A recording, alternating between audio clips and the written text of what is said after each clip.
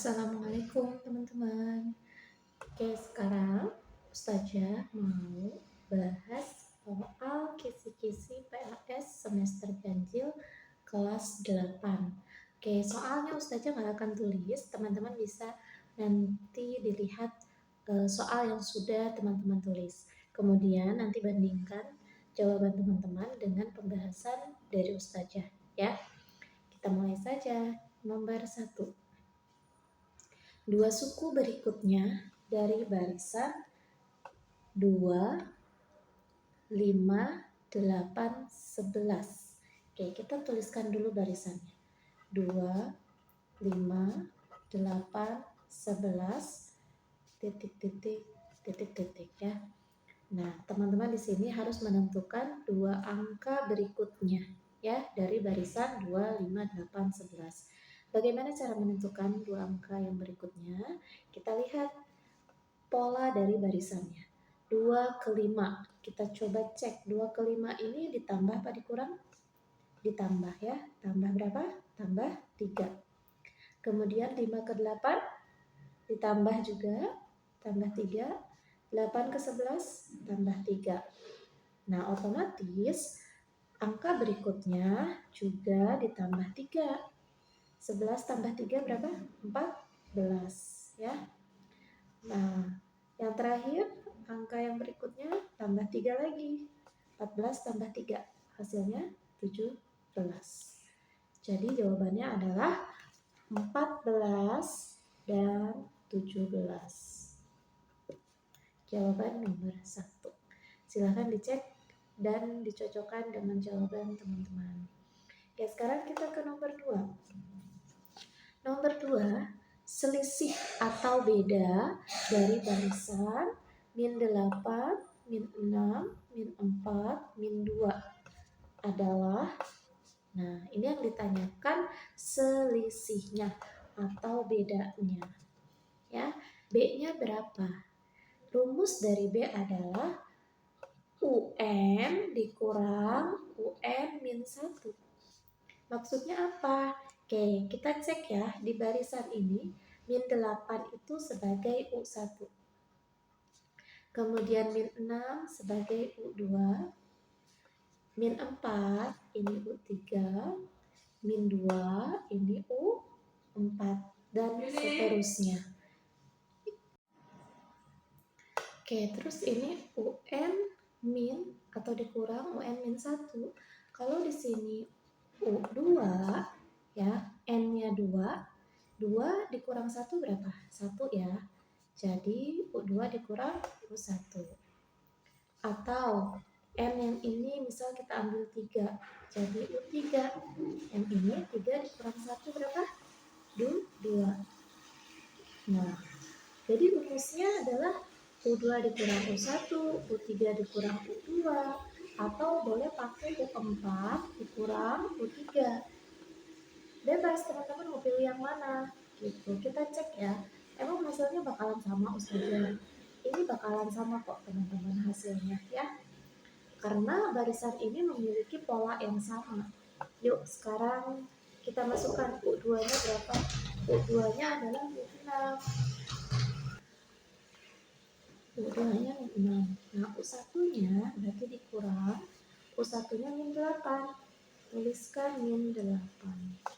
Oke, min ketemu min jadi plus ya. Min 6 ditambah 8. Coba teman-teman hitung. Min 6 ditambah 8 hasilnya jadi berapa? Jadi 2 ya. Oke, kita cek yang U3 dikurang U2. U3-nya berapa? Min 4. Tuliskan di sini min 4. Dikurang U2. U2-nya min 6. Nah, min ketemu min jadi plus. Min 4 ditambah 6 sama hasilnya juga 2. Yang terakhir U4.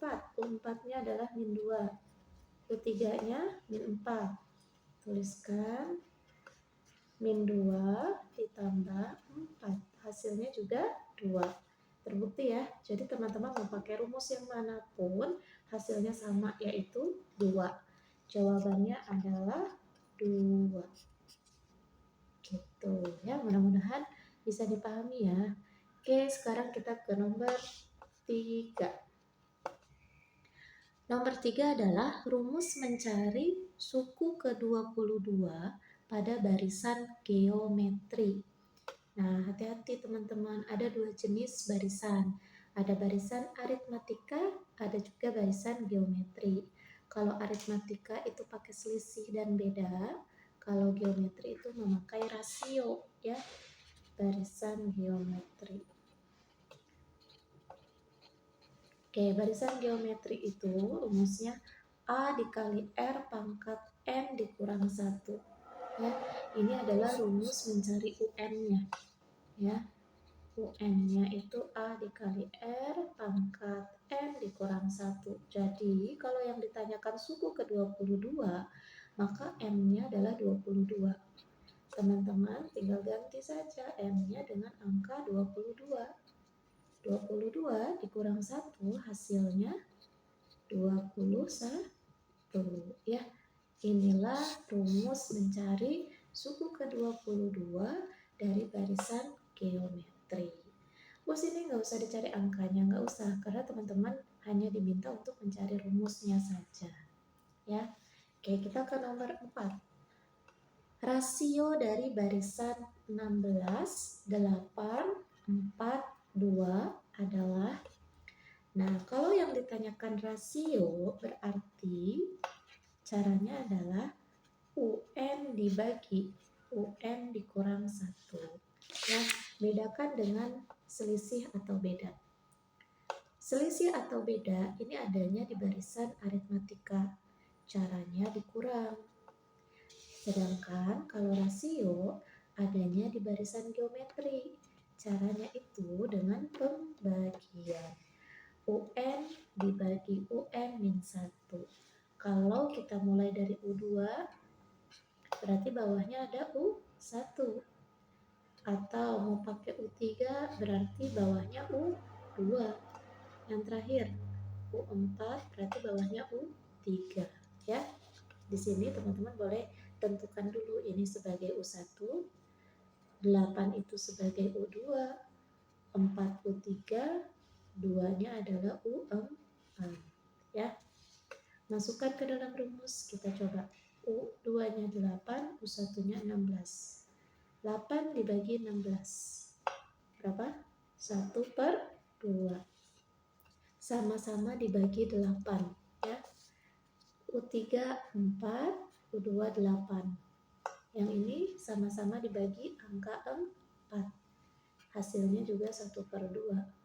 Yang terakhir 2/4. Sama-sama dibagi angka 2. 2 dibagi 2 1, 4 bagi 2 2. Ya, jadi mau pakai cara yang manapun hasilnya sama, yaitu setengah. Jawabannya adalah 1/2. Oke, nomor 1 sampai nomor 4 itu tentang pola bilangan. Ada barisan aritmatika dan juga barisan geometri. Nomor 5 nanti kita mulai bidang kartesius.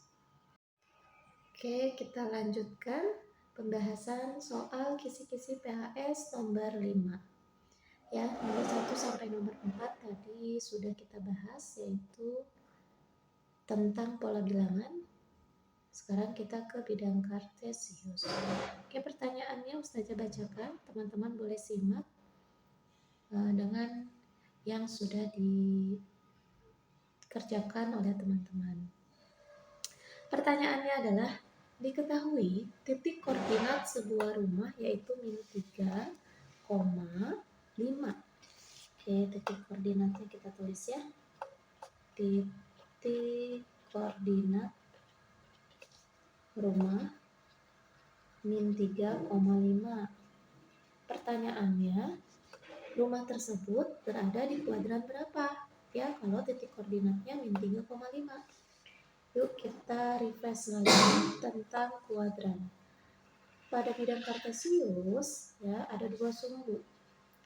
Horizontal adalah sumbu X, vertikal adalah sumbu Y. Pada sumbu X sebelah kanan bernilai positif ya. 1, 2, 3, 4, 5 dan seterusnya itu nilainya positif. Sedangkan untuk yang sebelah kiri pada sumbu X nilainya negatif, ya. Kemudian pada sumbu Y. Sumbu Y kalau ke atas dia nilainya positif. Kalau ke bawah dia negatif, ya. Hati-hati ya teman-teman, jangan sampai kebalik. Nah, kalau ada titik koordinat min 3,5 artinya X-nya adalah min 3, Y-nya adalah 5. X min 3 adanya di mana? Ini, di sebelah kiri. 5 positif ya Y-nya, berarti ke atas nih. Kalau teman-teman tarik garis dari min 3 sampai sama dengan 5, maka titiknya di sini. Ya, ini adalah sebuah rumah yang ada pada soal. Nah, ada di kuadran berapa? Perlu teman-teman ingat lagi. Ini kuadran 1. X-nya positif, Y-nya positif, ya. Nilai X-nya positif, Y-nya juga positif. Sebelah sini ada kuadran 2. X-nya negatif, Y-nya positif. Sebelah bawahnya ini ada kuadran 3. X-nya negatif, Y-nya juga negatif. Dan terakhir ini kuadran 4. X-nya positif, Y-nya negatif. Jadi koordinat X negatif, Y positif tanpa teman-teman gambar pun bisa ya untuk menentukan ada di kuadran berapa. X negatif dan Y positif adanya di kuadran 2. Kalau dilihat dari gambar, dia memang ada di kuadran 2. Akan lebih yakin ketika teman-teman menggambar titiknya ya. Tapi kalau memang cukup dilihat negatif dan positifnya saja, boleh ya. Kita ke nomor 6.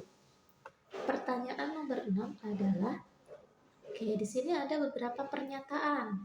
Yang pertama, ya, kita tuliskan pernyataannya.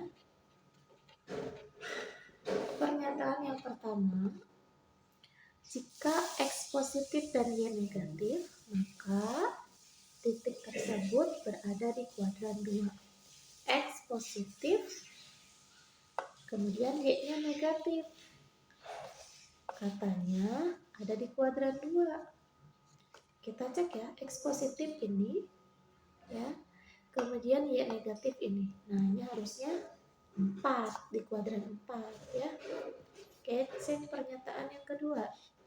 Jika X-nya positif, Y-nya positif, maka titiknya ada di kuadran 1. Oke, kita cek lagi. X positif, Y positif, ya dia di kuadran 1. Ini betul. Pernyataan yang ketiga, jika nilai X-nya negatif, Y-nya negatif, maka terletak di kuadran 4. Kita cek ya, benar nggak sih?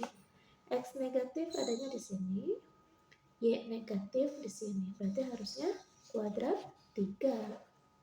Pertanyaannya, manakah dari ketiga pernyataan di atas yang benar? Berarti jawabannya pernyataan yang kedua ya. Karena pernyataan 1 dan pernyataan 3 itu salah. Ya. Oke, kita ke nomor berikutnya yaitu nomor 7. Pertanyaan nomor 7.